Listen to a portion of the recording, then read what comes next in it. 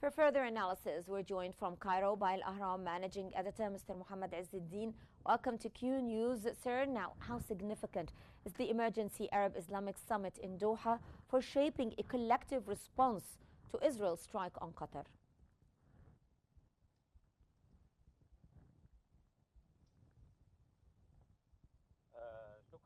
Thanks for having me in Qnews. Absolutely. It is a very significant gathering, and I think that will put the dot on the letter. So, with respect to the unjustified and reckless attacks of the Israeli occupation, even on countries that are constitute a mediation and pursue in paving a path in the Middle East. In addition, it is a gross violation of the sovereignty of a very important state in the region that pursue the Arab Islamic gathering can have a methodology in addressing with Israel in the future, particularly the genocidal war launched on the Gaza Strip and the Palestinian seems that is indefinite, but attempts to liquidate the Palestinian cause. And I think that the Arab bloc and gathering isn't just sending a message to Israel, but to the United States and the whole world, as such aggressions aren't accepted and should be stopped. So, what practical resolutions or measures could realistically emerge from the summit, in your own opinion, and how enforceable might they be?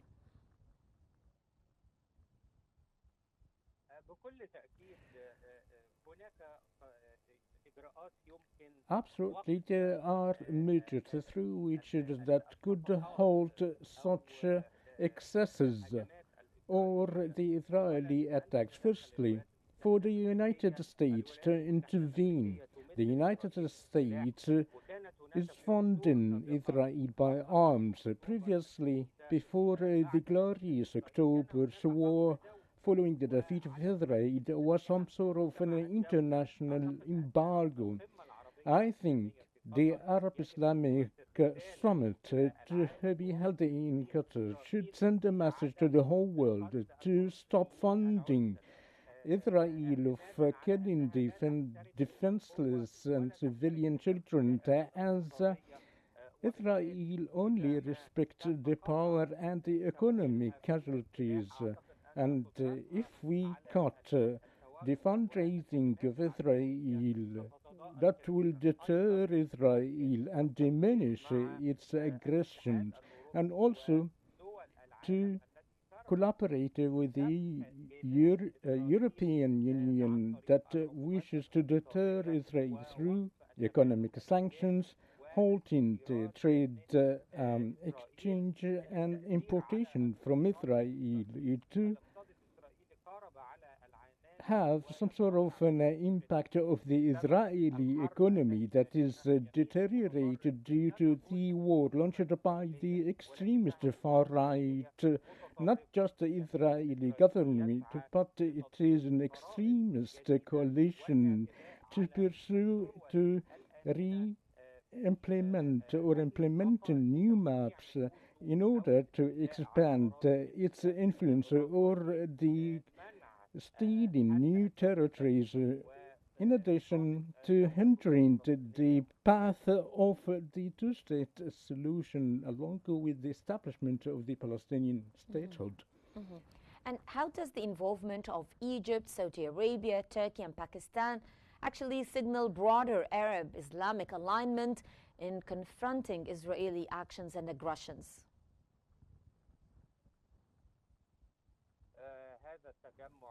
Such a gathering and a message sent by the Arab countries, on top of which is Egypt, These countries are the very pivotal regional states in the region and the world and sending a message of the necessity of halting the Israeli aggressions and to start immediately to have a ceasefire or none to storming more territories. The Palestinian people has become now that has no place in Gaza to live on, and the lack of safety, even in territories proclaimed by the Israeli occupation that they are safe, the women, children, defenseless civilians are getting killed pursuing the humanitarian aid. The matter is very much relating to the goodwill and these for big countries, on top of which Egypt, certainly, that may have a voice to be raised to the whole world and sending a message to the occupation state to the necessity of halting such actions that de-escalate the area and triggering further tensions, and the two-state solution is the sole solution which is peace and not the military operation or the stealing territories. Mhm. And to what extent could U.S. engagement with Qatar, including President Donald Trump's talks with Doha's leadership, influence the summit's tone and outcomes and results?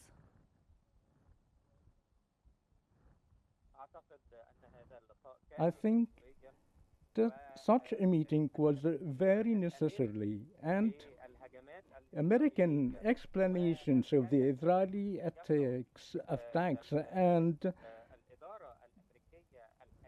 the sense that the U.S. is feeling that will help so in a way or another to deter Israel, in addition to provide guarantees.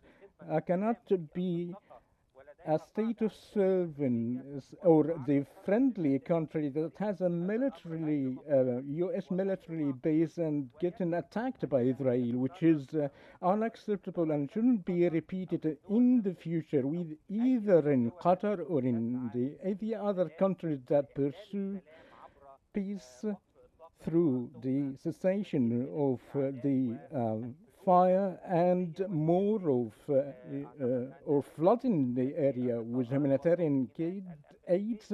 And I think the Americans vows that would put an obstacle before the path of Israel not to repeat such actions in the area after embarrassing the current U.S. administration. Mm-hmm.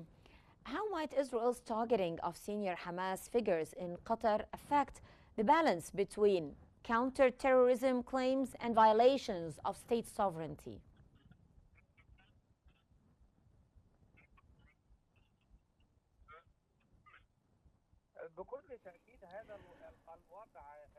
Absolutely, this matter is very odd and alarming for the states that pursue peace, and one of the mediators is Qatar and getting attacked.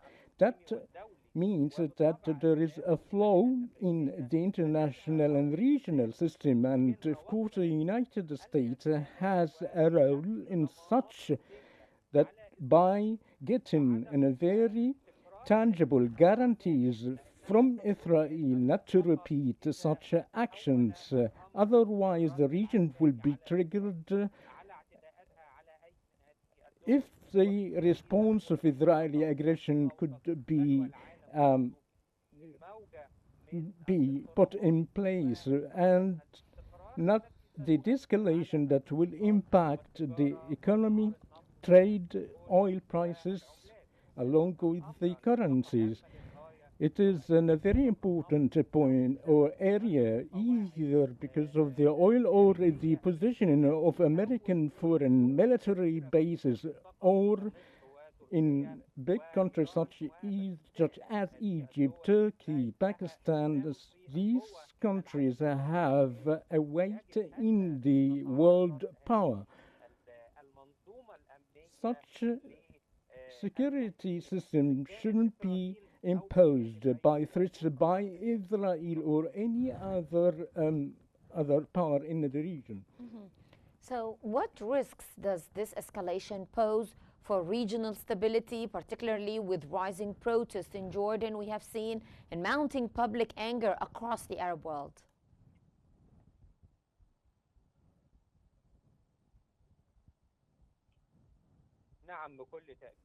Absolutely, the Palestinian cause is the first and sole Arab cause. Following the latest Israeli actions, and the case or the cause has been transferred to the First World Cause due to the horrible aggressions against the defenseless Palestinian people that are going on daily basis, along with the starvation war, in addition of using weapons against the defenseless civilian, and also the non-abiding of the countries to the international law. Such Israeli violations of the international law have become and posing a great risk upon the regional stability and the international stability.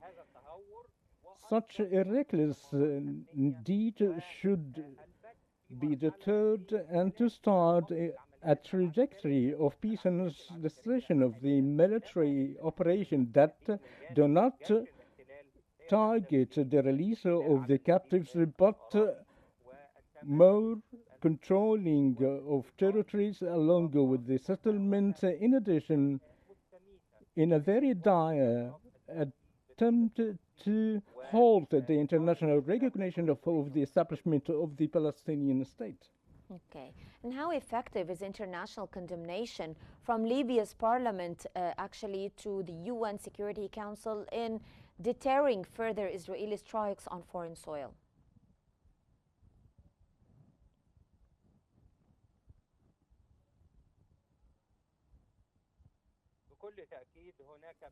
Absolutely. Following the Israeli attacks in Qatar, that is uncalculated in Doha,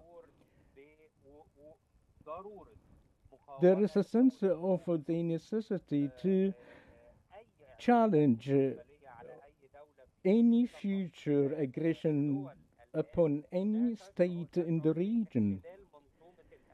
The whole country or the region has a sense of instability regionally, and the United States should effectively to intervene, launching any new war or any exchanged aggression between the occupying forces and the Middle East region isn't going to have any good for any country but more bloodshed and the imbalance in the region, particularly if the occupation state to be involved in any other aggression or against any neighboring countries.